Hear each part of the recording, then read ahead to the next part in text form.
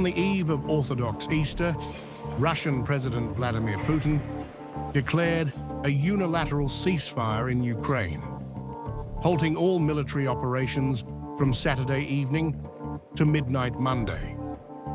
The declaration came during a Kremlin meeting on April 19th, where Putin emphasized humanitarian reasons for the move. The truce is set to begin at 6 p.m. Moscow time, 4 p.m. BST, and will last through Orthodox Easter weekend.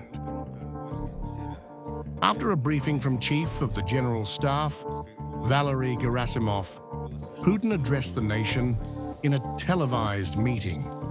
He greeted Christian servicemen on the occasion of Easter and emphasized the symbolic importance of the ceasefire. Guided by humanitarian considerations, today from 18 to 0 from Sunday to Monday, the Russian side declares an Easter truce. I order all military actions to cease for this period. However, the Russian president also instructed his forces to stay alert, warning that any violations or provocations from Ukraine must be met with readiness and response. We proceed from the fact that the Ukrainian side will follow our example.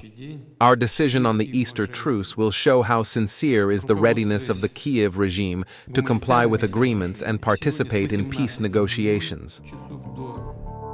The unilateral pause is being seen as a diplomatic gesture, with Moscow expressing hope that Kyiv would reciprocate. Meanwhile, Russian military forces continue active operations in the north, with the northern group pushing to liberate areas of the Kursk region. The area has been heavily contested, following a Ukrainian invasion. The main part of the region's territory where the invasion took place has now been liberated. This is 1,260 square kilometers, 99.5%. There are two areas left where military action is taking place, Oleshnya and Gornal.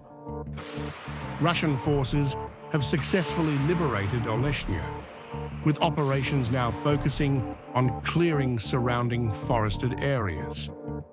In Gornal, the 810th Marine Brigade is engaged in intense combat operations, with drones and cluster munitions being actively used by Ukrainian forces.